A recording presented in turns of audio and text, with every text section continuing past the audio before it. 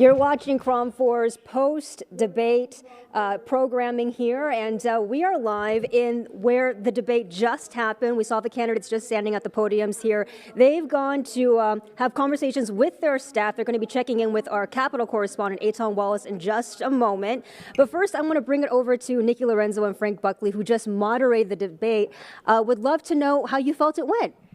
You know, the candidates coming into the debate tonight, this is the first time they were all going to be seen on stage, especially since the big news that broke about Eric Swalwell. We've seen a couple of candidates surge. 2 candidates ended up qualifying for the debate after that. And the goal was to just present them with questions so Californians can figure out where they stand on the important issues. Very good. No issues as we could get in during the time allotted, which is frankly difficult when you have 6 people on the stage, but we tried our best. Yeah. I was kind of surprised those 2 Republicans weren't a bit more combative. Yeah, they were confrontational, I should say. Because they're rivals. They're rivals, and one has the endorsement of President Trump, the other doesn't, and they're both vying for that spot to move on after June. Yeah. What do you hope the viewers really took away from,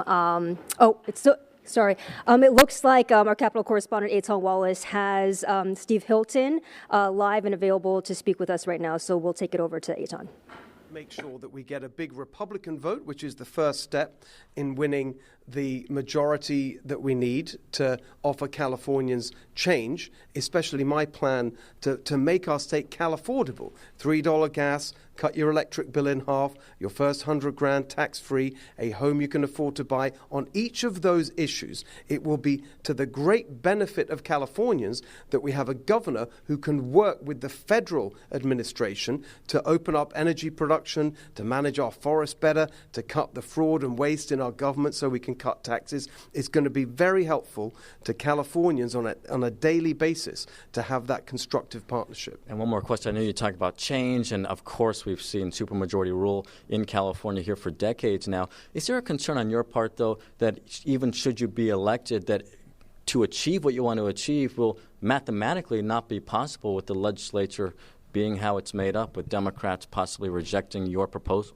Well, I'm sure the Democrats will want to work with me to enact the policy agenda to make our state Cal-affordable that Californians just voted for when they elect me as their governor.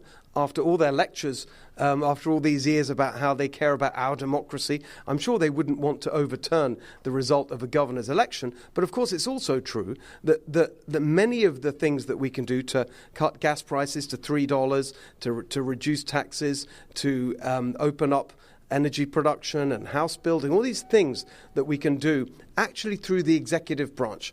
I really understand. For 3 years now, I've been traveling the state, learning about what needs to change, making serious, specific, common sense plans, and many of them can be implemented through the executive branch, through the agencies that the governor controls, and through executive orders, and that's what I'll do. Steve Hilton, Republican candidate for governor. Thanks for taking the time. Appreciate you. Thank you. Appreciate you. See you soon. Oh my goodness. Oh. All right, so we're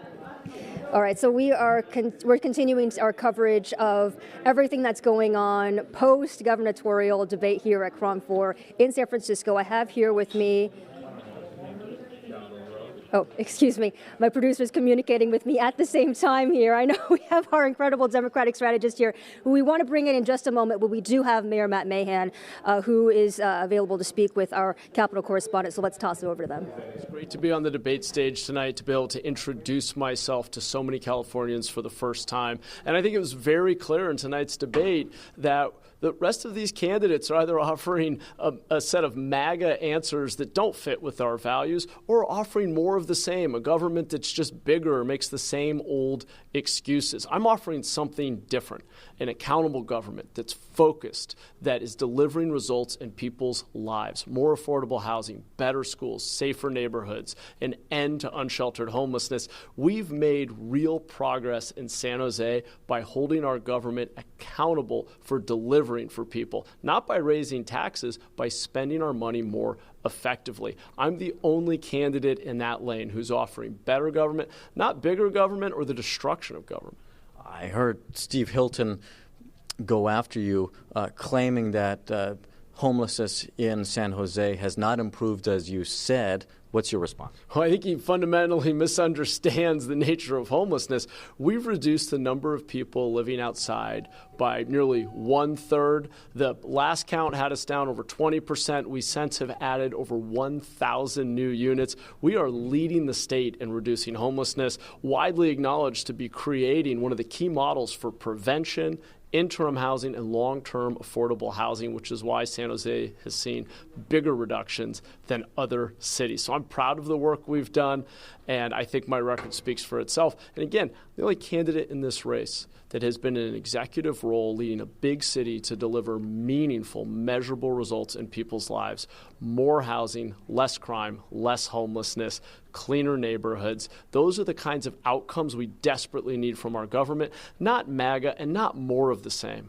And you took a tough question from the moderators there about big tech and, of course, your campaign being funded by several in the tech industry. Of course, you do represent Silicon Valley. Has that come up a lot? And what is your message to Californians about your message about whether big tech is supporting the campaign? Well, just as I said on stage, I'm not afraid to regulate big tech. In fact, I'm the only candidate in this race who has direct experience with regulating tech, with creating frameworks that restrict the data they can gather, that make sure that data isn't shared with third parties. We delete license plate data every 30 days. We have some of the strictest privacy and security protocols in the country, and again, have been a model for hundreds of other cities and counties because of how we've regulated technology. I would say it will be an asset for the next governor of California to understand these tools, how they can be harnessed to make government more effective, but also the risks that they pose and how to appropriately regulate them to keep people safe.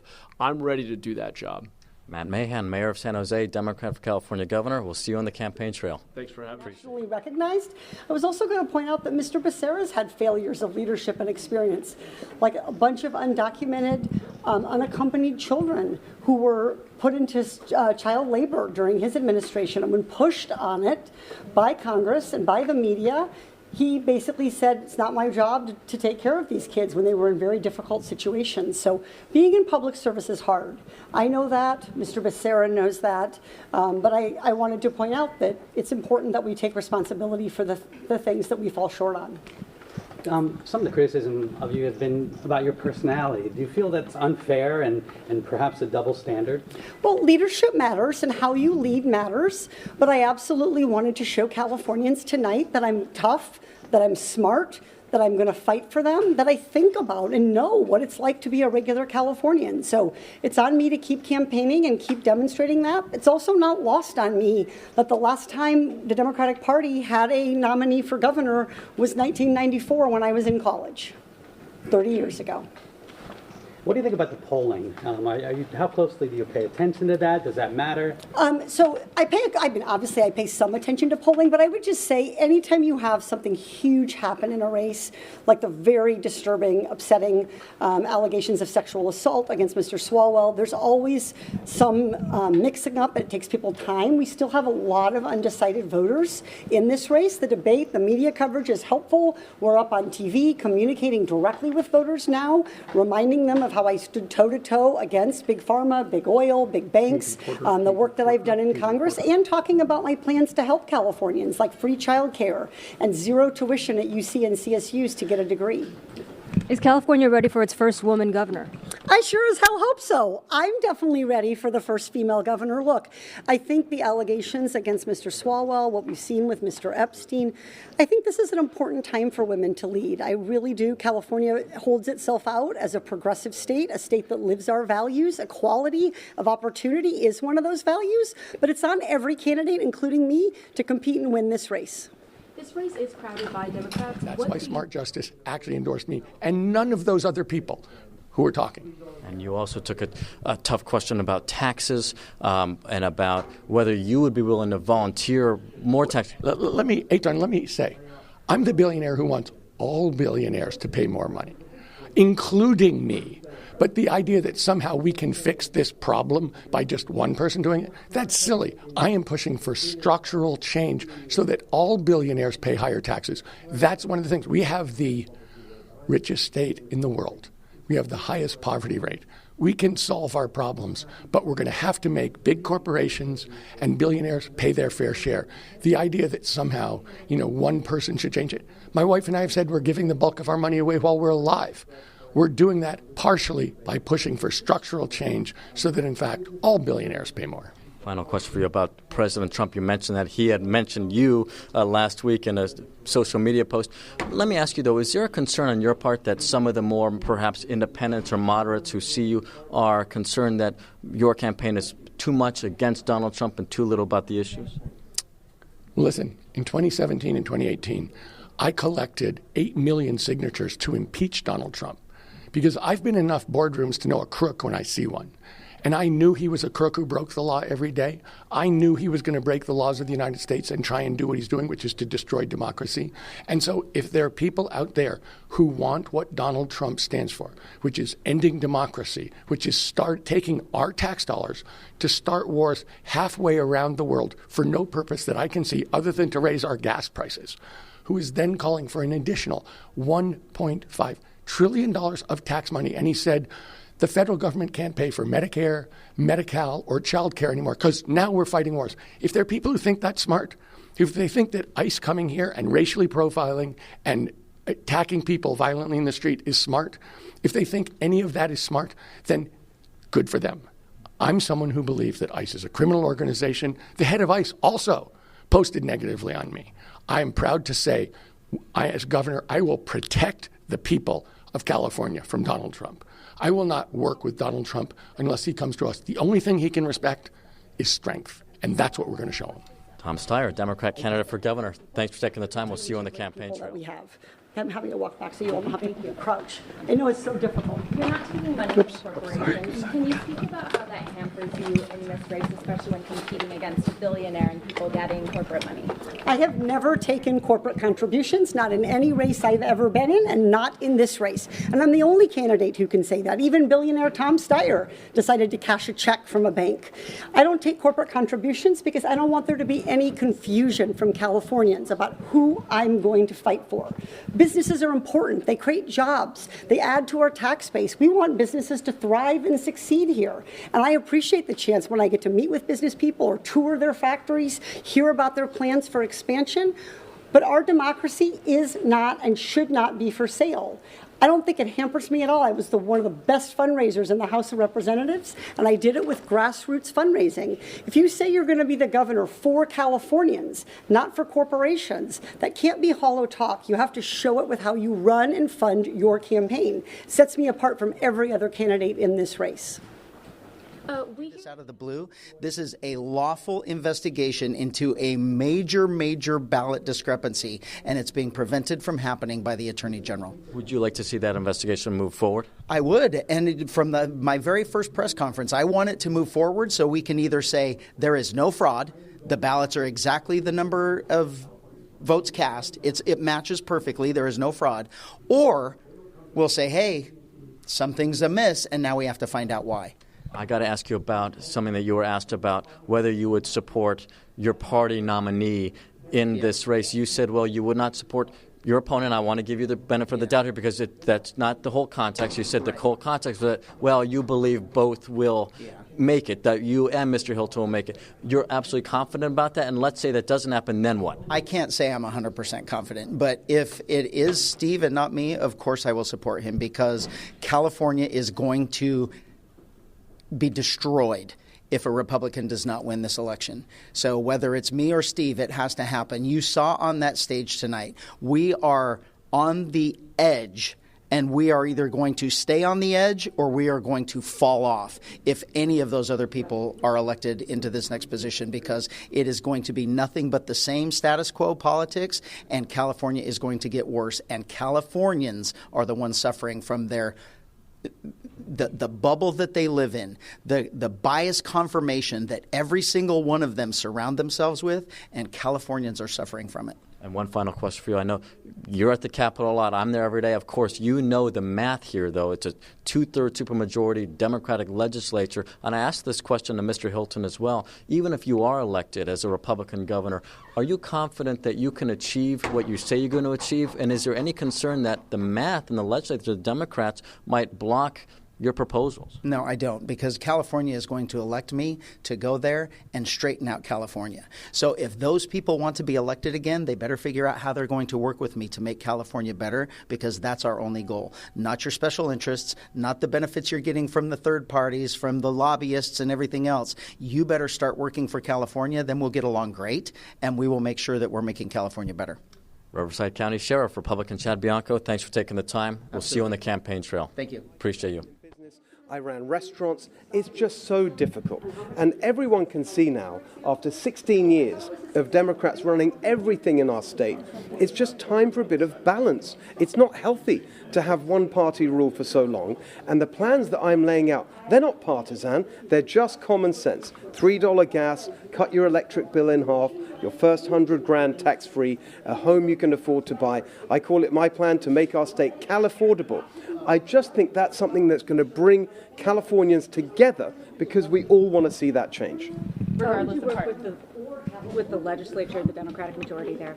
Absolutely. Look, first of all, I would say when I'm elected governor and take office next January, that really will be a revolution in California. The first time we've had a Republican governor in 20 years, and I would expect the legislature to work with me to honor the verdict of the electorate and to implement the common sense, practical plans that Californians desperately want to make things more affordable, to make it easier to run a business. And so I really would expect their cooperation. I've had experience of working across party lines.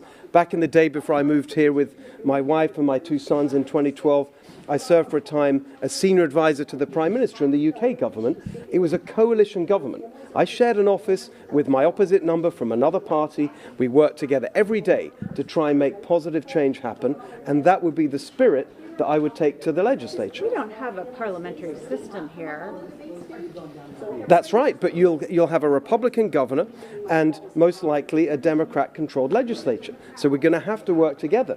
And I'm just saying that I have experience of doing that before, and I look forward to doing it now, because in the end we all want the same things for California, and my plans are not ideological, they're not divisive, they're practical things that everyone can get behind, as I say, to make our state Cal-affordable. $3 gas, cut your electric bills in half, your first $100,000 tax-free. Katie Porter agrees with that plan. She actually joked in a previous debate that she stole her tax plan from me. That shows you that actually there are things that we can work together on. I think that's what Californians expect, and that's the attitude they'll get from me as their governor. Mr. Hilton, Stephanie from Crom 4 News. California has only seen 4 Republican governors in the last half century. Do you expect that to change after tonight?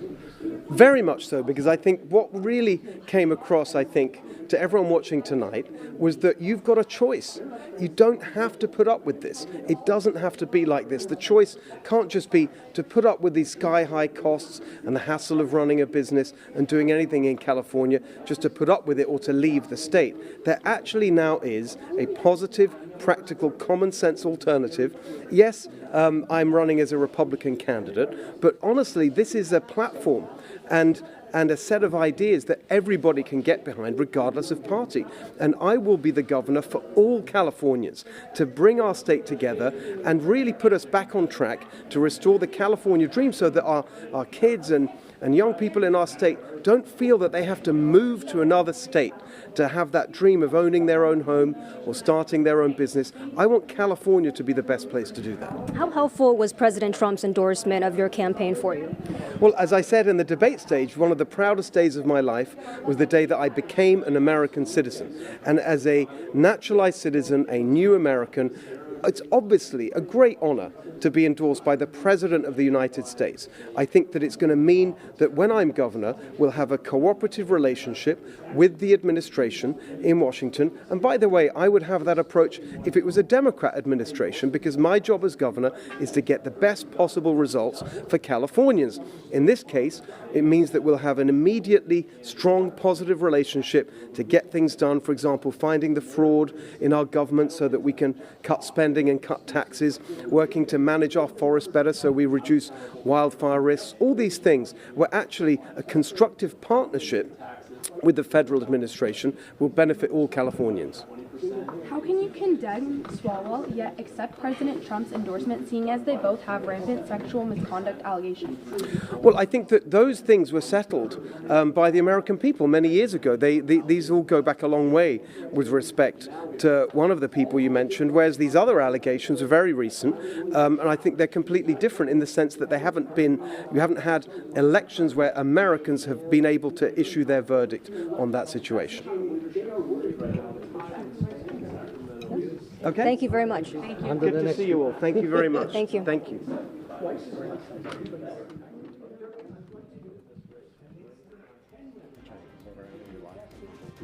Oh, I think I've hung up on you. You can call me back.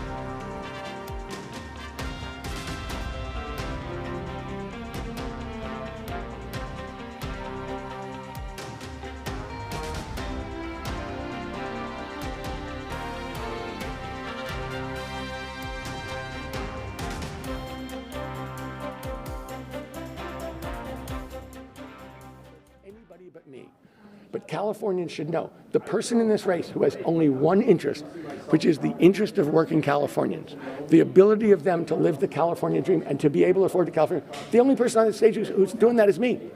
Everybody else is getting the benefit of either their direct support, and Javier Becerra, the oil company's maxed out to Javier Becerra. They're making an investment that he will preserve their earnings. And they're spending $10 million against me because they know that I know that they've been ripping off Californians for decades. And they continue to rip us off. We had a wildfire question. By the way, why are we having wildfires? Could it be global warming? Absolutely. But are the oil companies paying for their pollution? Absolutely not. The person on that stage who has a plan to make them do it, to make polluters pay, is me.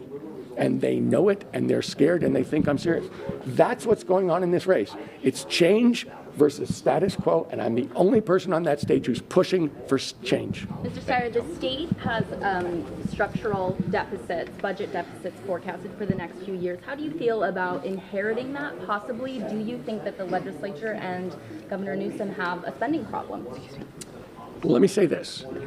I think that we all know that Donald Trump kicked 1 to 3 million people off Medi-Cal and expects the state to pick that up. And he did that in order to pay for tax cuts for the richest Americans and the biggest corporations. So in answer to your question, do I know that's true? I know that's true. That's why I said on my first day as governor, I will call for a special election to close a corporate real estate tax loophole worth $20 billion to the state to close that structural deficit. Am I aware that it exists? Yes. I'm the only person in this race who's talking about how to solve that problem, who's not just pointing it out, but understands the problem and has a solution. And the truth is, if you look at every one of the policy issues in this state, the person who has a structural answer is me.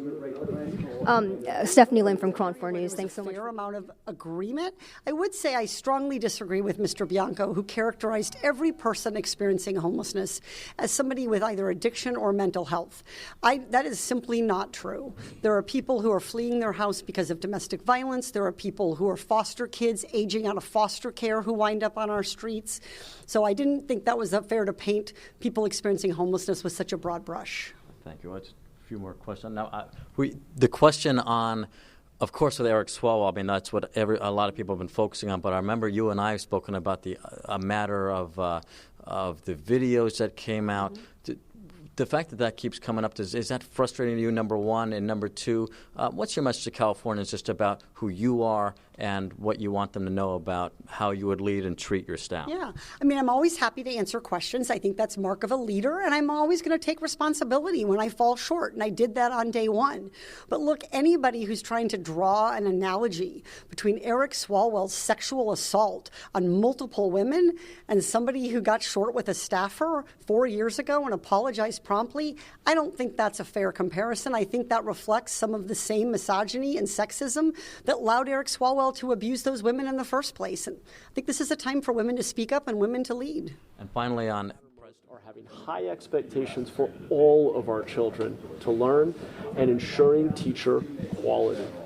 I don't believe that your seniority as a teacher should simply be based on how many years you've been there. We need to ensure that our teachers get the support they need, that we pay enough to recruit and retain the best and brightest teachers, and that when their students are falling behind, we intervene and get them the training and support they need to be better at the job. And we should be rewarding those teachers whose students show larger growth in a given year. I know from experience as a former public school teacher what it takes to get our kids on grade level, and it never includes lowering our expectations for what they can achieve. Hi, Mayor Mahan. Good to see you. Stephanie with Crom 4. Good to see you in person for the first time. Wanted to ask you, no one from San Jose has ever run and won statewide office. Do you expect that to change after tonight? Absolutely. I thought tonight was a great introduction to the voters of California. Look, these other candidates have been in the race for over a year, making the same excuses, offering the same empty promises, and they haven't moved in the polls. And there's a reason for that, because I'm the only candidate in this race who is not offering MAGA and not offering more of the same tired approaches of just always making government bigger. We need government to be better.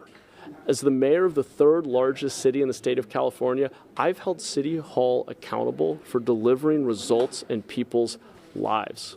We have led the state in reducing crime and made San Jose the safest big city in the country. We've reduced gun violence by 71%, number one in the country.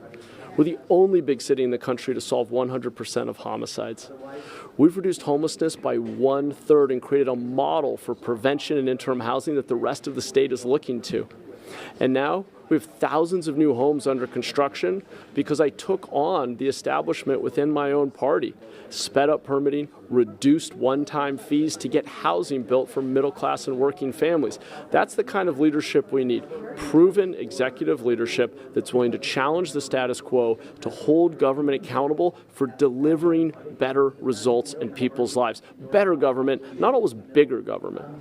And we also know that you're deeply connected and you have a huge backing, a significant backing from folks in the Silicon Valley. How do you ensure that you're building bridges and reaching out to folks in rural pockets of California, for example? Well, I grew up in a small farming town. I grew up in Watsonville. My mom was a teacher. My dad was a union mailman. We were paycheck to paycheck growing up. When the price of gas goes up $1, I know what that means for working families who are being forced to make impossible trade-offs in their lives.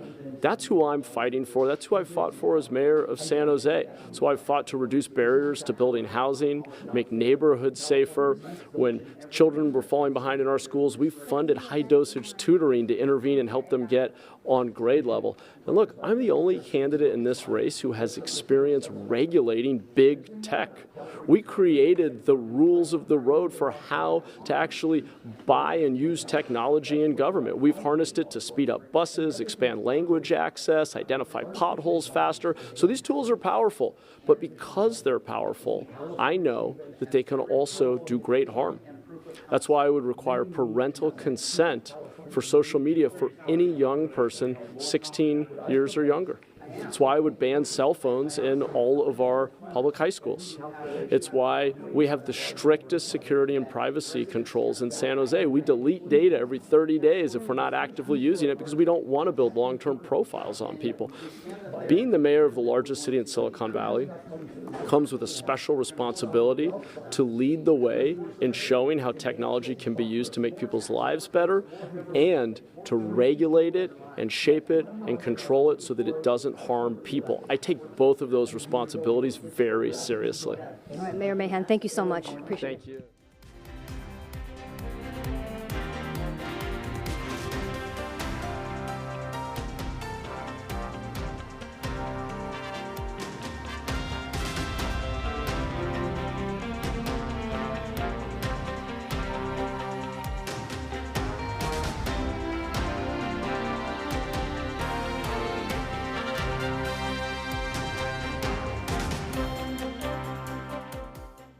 That can give that to you. It's career politicians or the guy that solved your problems for the last 33 years in the executive branch, mind you, and I know how government works. I know the things that work good, and I know the things that are broken. I work well in a 4-1 Democrat board in a Democrat county, and we work outside of politics in that county. County politics don't destroy our county because we work for the betterment of our residents, and I'm taking the same mentality to the Capitol building. We're going to do that in Sacramento.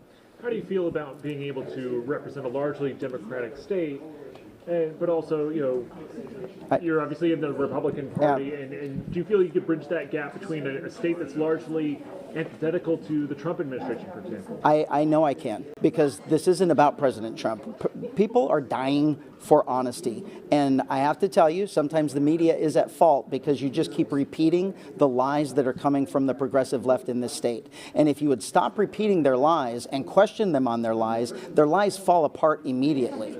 And then Californians are going to realize, hey, wait a minute, we've been lied to for how long? And then they're going to get behind me. So here's the difference between me and every other person on that stage.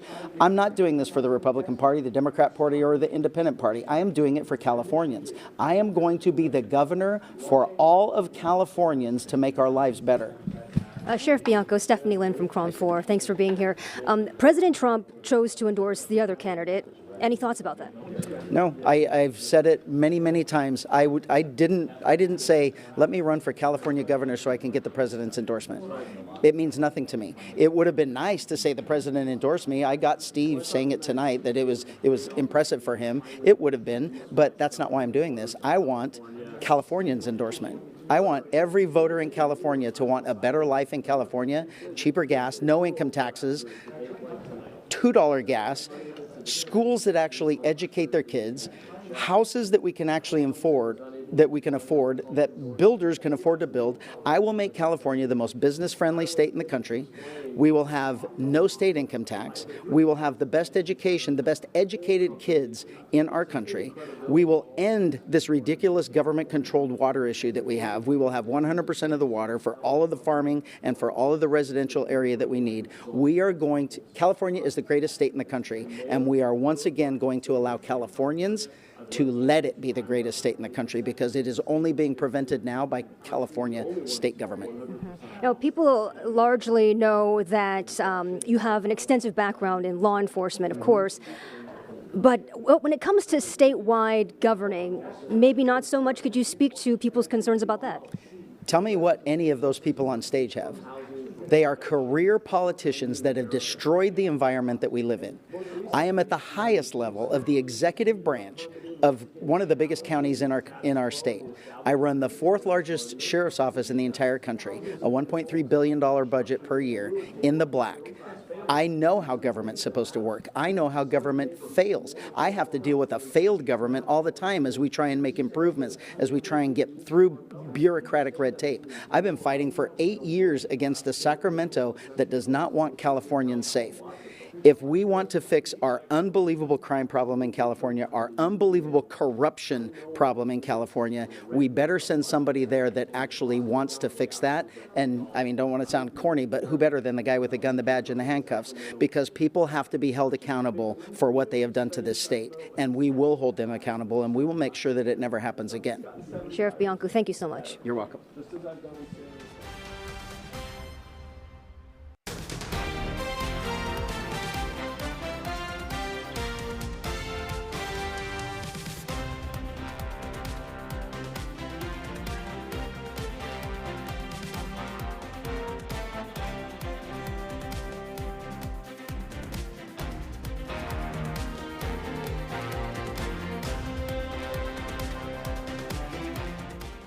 We heard from the majority of candidates who participated in the governor's debate tonight.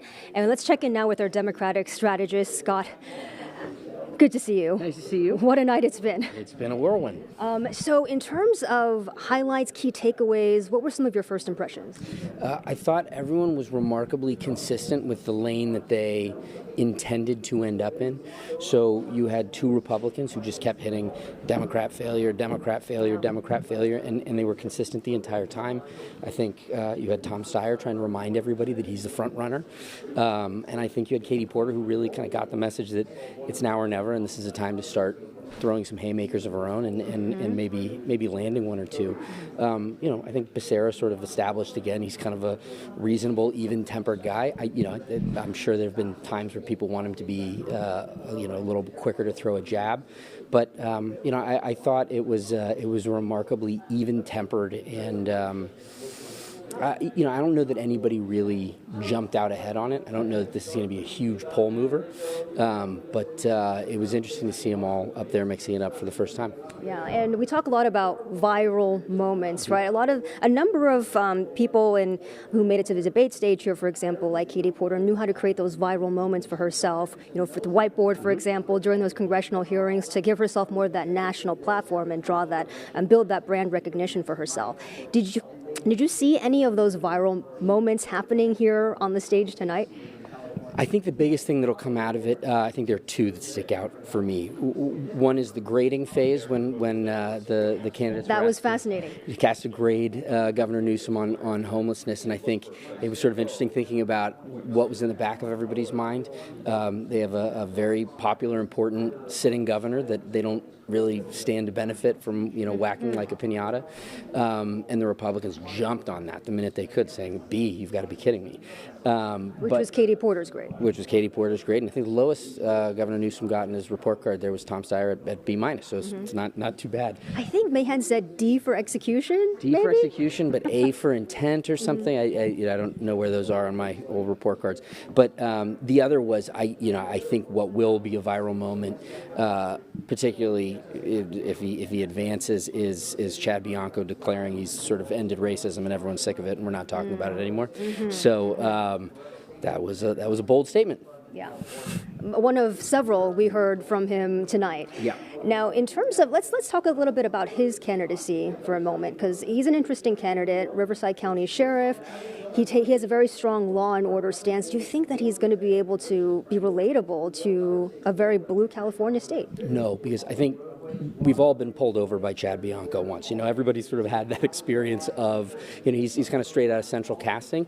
And I think he cuts an imposing figure for a lot of communities that don't have a strong relationship with law enforcement. And a guy standing there saying, hey, there's no such thing as racism anymore. That's jarring for people to hear. So, it's great when you're cutting up a 40% of a Republican electorate.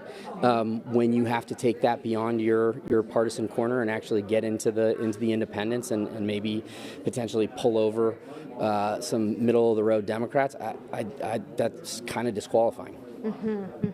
Now, in terms of also, I want to talk a little bit about Matt Mahan as well. Really interesting candidate. It seems like he just kind of made the cusp when it came to this debate, polling at 5%. Yeah. How do you think about his performance tonight? Do you think he was able to draw in some more votes? Yeah, look, I don't know if you know this, but he was the mayor of San Jose. He did mention once or twice during the debate. But, I think he's staying really, again, I think, as I said at the beginning, really consistent on here's this experiment that's worked well in San Jose. I'm going to talk about that because I've got good numbers that I can put up, and I don't have to be too speculative about it. So we'll see. I mean, I think the post-Swalwell world is really about deciding who is that third viable candidate after Steyer and after Porter. Becerra jumped out faster than anybody else thought they would. It's kind of a now or never moment for Mahan. He's got a lot of ads up on TV, and so we'll see if between a reasonably strong performance up there and I think a little bit more exposure on the air that translates into a few extra points, but it's going to take a little time. Now, hypothetically, if a Republican were to win this governor's race, how would that reflect on Governor Newsom in his run for presidency? This is a math problem, right? Okay. This is, you've got a 60-40 state, and so if you have two Republicans that are perfectly splitting the Republican electorate at 2020, 3 Democrats okay, 4 Democrats is a nightmare. So I don't know. It's such a weird outlier of political junkie conversations. It's kind of like a brokered convention. They always say, well, it's going to happen this time, and then it never actually happens.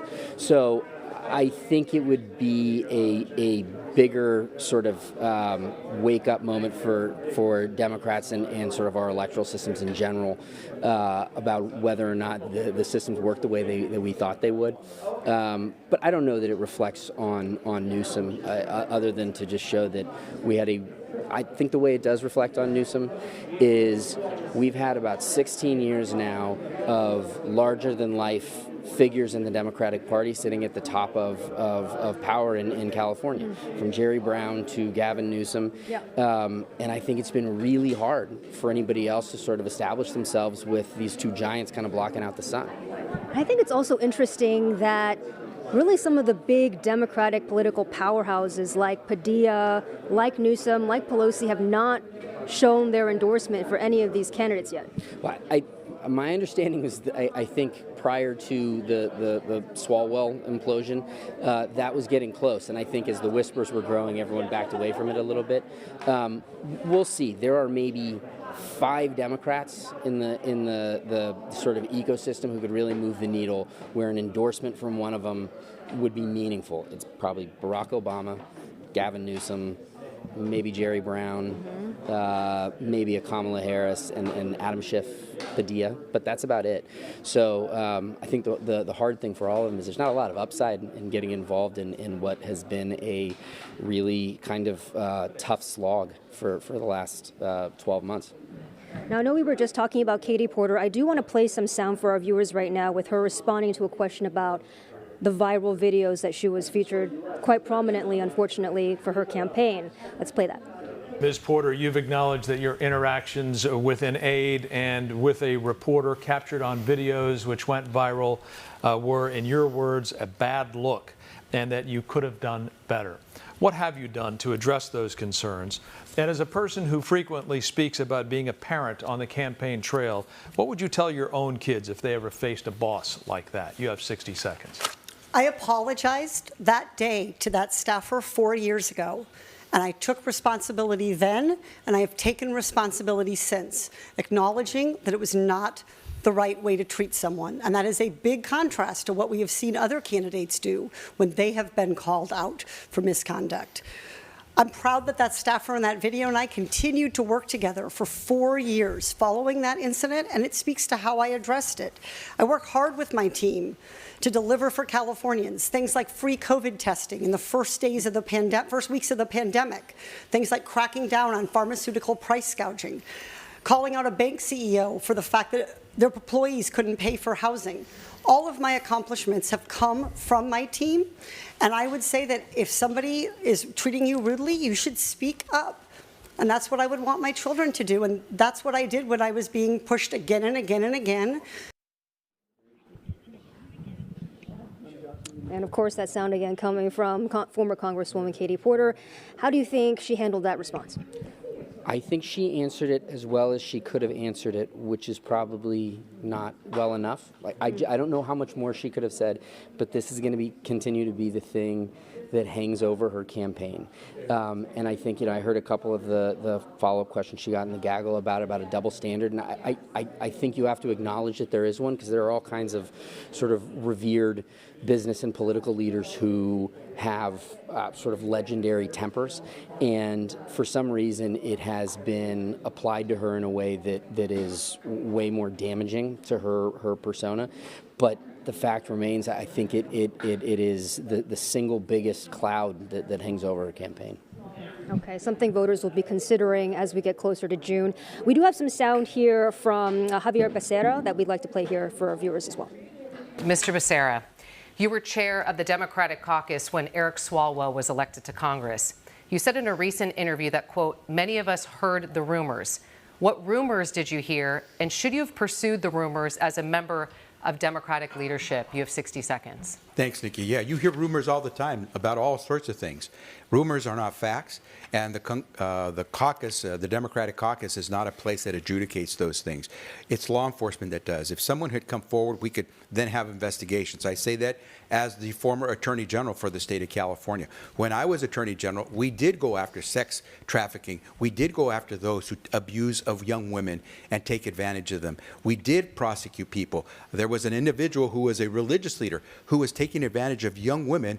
We prosecuted that individual. Today he is in jail for his crimes. We have gone after people, but we go after them based on evidence and based on facts. Unfortunately, we have a president today who would go after someone based on rumors. That's not the way we do it in America. We have to have the facts.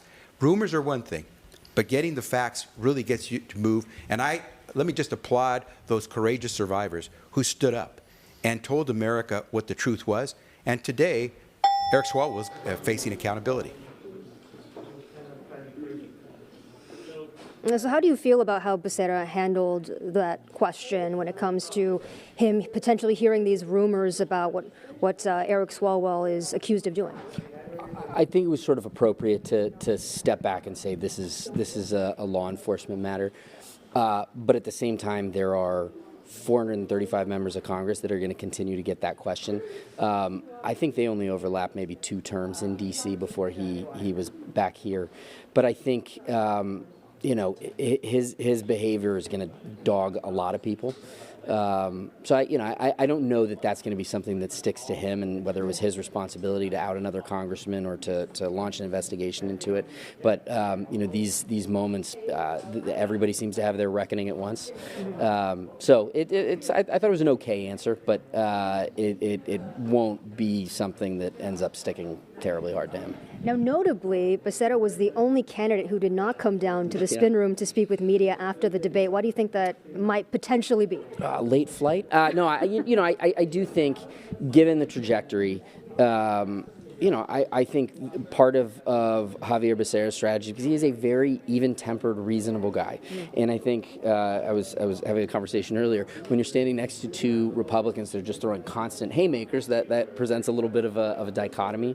But I think his goal in this was to come into the debate, be that even, consistent, experienced official, demonstrate that he still has that competency, and get back out. And I think he probably felt like he didn't have a lot more to say after that. I think, Katie Porter came down and immediately had a lot to say about her opponents. Steve Hilton and Chad Bianco resumed their axes at Democratic leadership in California. But I think, I think he probably felt like he accomplished what he needed to. And interestingly, he is the only candidate who was on that stage who has statewide governing experience, correct? He is the only candidate there who has won a statewide race in California. And that's the other interesting thing about this race, is that the majority of these candidates, these top candidates who are running, they don't have that experience. Why do you think that is? I think that the big chairs in California have been occupied for a long time. We had 2 Senate seats that were occupied for a very long time by 2 revered senators. Those only changed, fairly recently. There just haven't been a lot of slots open. So I think, Becerra's one of the few. The others are otherwise occupied. You've got Kamala Harris that sort of is looking at other possibilities. And maybe president in 2028, rumors? That's the word. Yeah.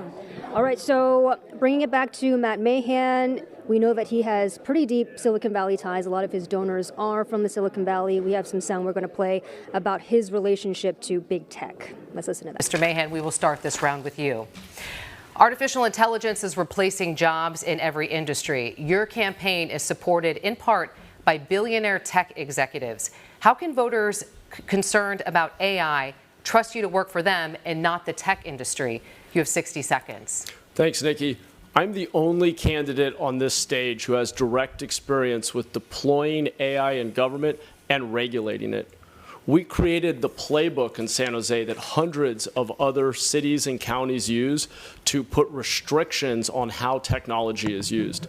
Being the mayor of the largest city in Silicon Valley, I am at the forefront of these technological changes. I know that these tools can be harnessed to do great good, to make government more efficient and more responsive. We've sped up buses and improved language access, but I also understand the risks to privacy, misinformation and manipulation, job loss, which is why we've put strict regulations on our use of technology that other cities are following.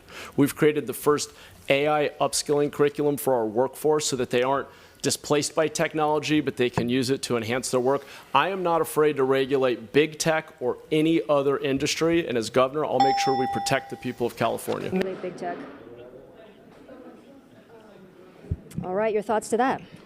I think the coalition of tech money that's sort of materialized around the mayor really is a response to, I think, a perception that they don't have allies in the rest of the race.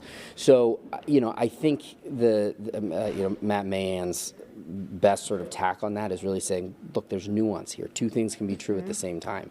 You can be inquisitive and you can be curious about regulatory frameworks, and you can be aggressive about it. But you're also not going to get your arms around the challenge that we're facing from AI, from the AI infrastructure and all the resources that requires by trying to put the genie back in the bottle. So I think it's a quandary that a lot of candidates face is, in order to get the coverage that I need, I might have to take on resources from people that I'm going to have to spend a lot of time explaining about. But I think the more he can sort of talk to that sort of two-pronged challenge of, like, look, AI's here. We can't. It's not going away. But we can harness it and put responsible guardrails around it at the same time. And notably, and I was looking at the numbers around this, he's raised the most out of any other candidate on the stage, with the exception of Mr. Steyer, who, of course, is funding much of his own campaign. One donor effort, yep. A large effort. I think Steyer has spent he's raised $120 million at least, and he spent a large majority of that on ads. Well, I think you've got Katie Porter and Tom Steyer, who are not shy at all about their language on large corporations, on big tech companies, on raising tax rates on those big companies. So I think you've got all these tech companies that are sort of freaking out and thinking, well, if somebody is going to be our guy, who is it? And they landed on Mahan as the mayor of the biggest city closest to the heart of their universe. So I think not totally shocking. It's a well-heeled industry in general. But again, it's a double-edged sword. It's the lifeblood of the campaign that he needs to actually get out there and keep going. And I think, especially as this field starts winnowing, the fact that he does have a pretty significant war chest and some IE money on the outside is what will keep him in. But it sort of opens up a new vulnerability that we heard Katie Porter attack multiple times tonight, and Tom Steyer as well. I want to talk about the parties in general. I thought it was really interesting that neither at the Republican State Convention or the Democratic State Convention, they weren't able to determine an endorsement when it came to a candidate for governor. Can you speak to that? I think it's there is no bench in California that has been clearly developed. I mean, I can't speak too much to the Republican side. I mean, other than just sort of looking around, and there hasn't been a sort of reliable Republican foil in the state who's emerged and stayed there for a long time. But on the Democratic side, again, there have been these huge names that have come out of California. Jerry Brown, after in his second stint as governor. This is the sort of afterglow of Willie Brown's mark on the state, and then you've got Gavin, who was the biggest personality in the state in Democratic politics. So I just don't know that created an opportunity for other Democrats to establish themselves, and it just split the field. Everybody likes everybody a little bit, but doesn't love anybody a lot. What I found really fascinating, too, was the fact that Hilton had President Trump's endorsement, and yet the members of the state Republican Party still couldn't coalesce behind him. Fascinating. It's really fascinating, and I think he only used President Trump's name one time. So I thought, as we were talking about all of the Democratic candidates being aware when they were going through their report cards of not being too critical of Governor Newsom, who they hope might endorse them. It was interesting. Bianco didn't want to talk about him because he didn't get the endorsement. Steve Hilton didn't want to talk about him because his numbers here are about as good as they are nationally. So I don't. it sort of speaks to the popularity of Trump in the state. It's just not the asset that it was, even in a state Republican Party. With the potential of it maybe even hurting Hilton in the long run. I think that the fact that he didn't talk a lot about it, I mean, if Hilton thought it was a real asset, he would have been talking about it a lot more. All right. Scott Drexel, our Democratic strategist, thank you so much for your insight. Really appreciate it. And thanks to all of you for joining us here on KRON 4 Plus for our post-Governor's Debate programming. We appreciate you watching. We hope that watching all of this helps you make an informed decision as you cast your vote on June 2nd. I'm Stephanie Lynn. Thank you so much for watching.